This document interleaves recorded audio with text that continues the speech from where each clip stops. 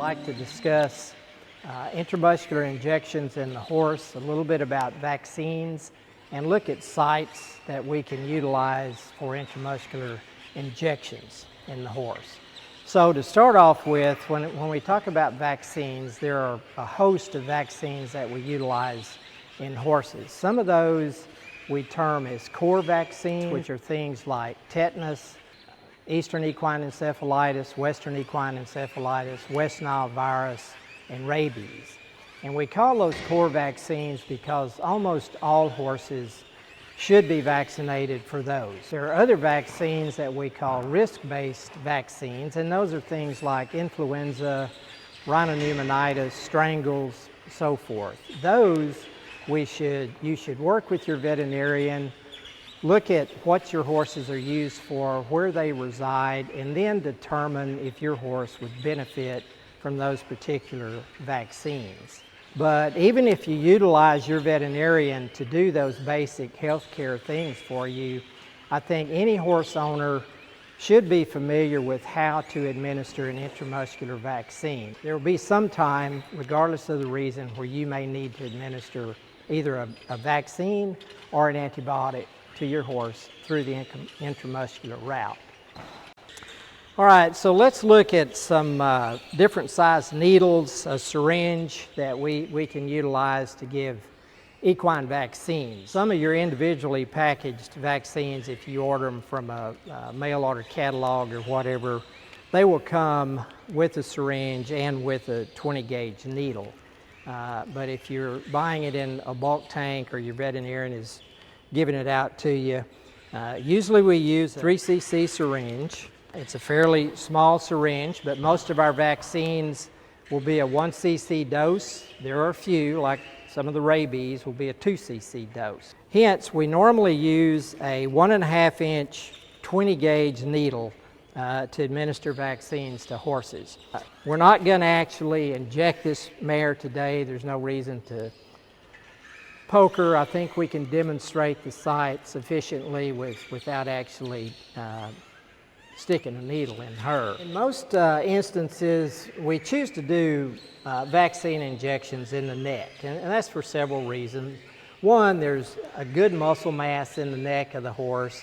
It's easily accessible. We can usually keep the handler as well as the veterinarian or the owner out of harm's way with most horses. Now, there are certain boundaries we need to pay attention to on the neck of a horse. One is the cervical vertebra. Many people think the cervical vertebra comes across more the middle of the neck, but that's not the case. It comes down relatively low on the neck. You can feel it right in here above this jugular furrow.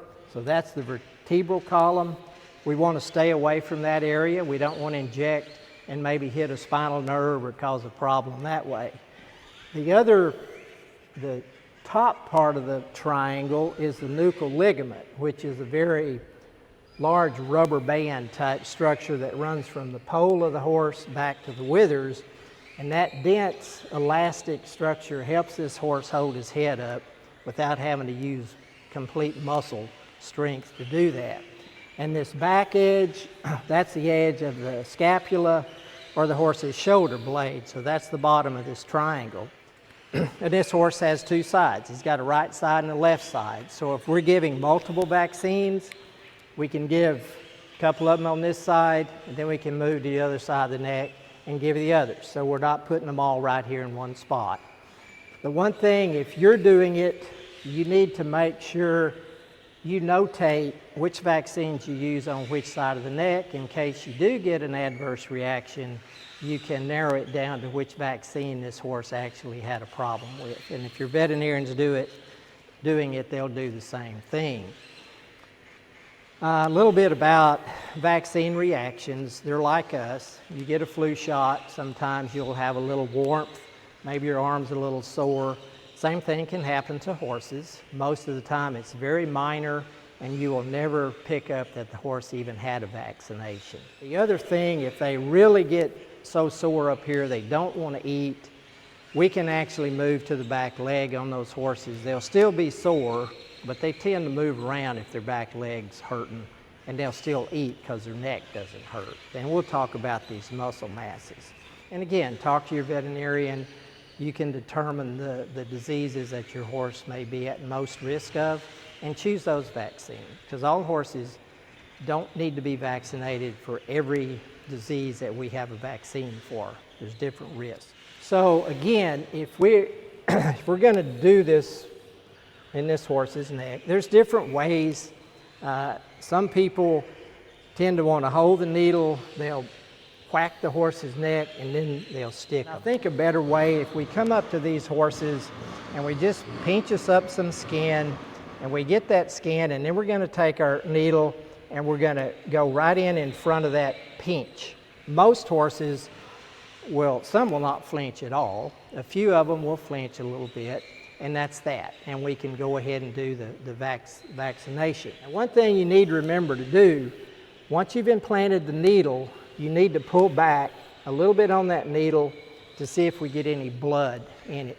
If we do, you're going to need to reposition that needle, because we don't want to put this vaccine into one of the small blood vessels that course through the muscles, because that could increase the risk of an adverse reaction on these horses. You need to pull your needle out, maybe a little over halfway, and reposition it and go back in. And those horses will rarely react to that at all, because you're not repenetrating the skin.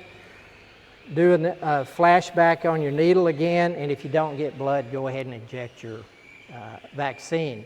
Some people worry because they've gotten blood in their vaccine, that's going to cause a problem. That causes no problem whatsoever. Now, there are some horses that will jump, will shy, and they may, the needle syringe comes out of your hand and it falls on the ground because they made a fairly drastic jump away from you.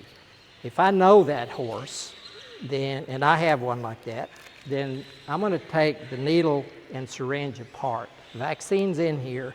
I'm going to do my same thing. I'm going to implant that needle, and after they get through dancing around, I'll come back and we'll talk to them, and then hopefully we can reattach our syringe and give the injection. So I think we've covered the sites for injection. Pay attention to your borders up here in the neck, so you stay away from the nuchal ligament, the front of the scapula, and the cervical spine that comes through here, and you'll be fine.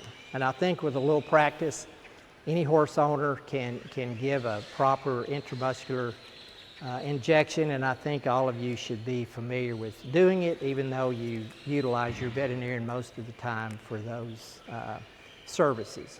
So again, discuss with your veterinarian the vaccines that your horse may need, and if you need other advice on how to do it, I'm sure your veterinarian can help you with that.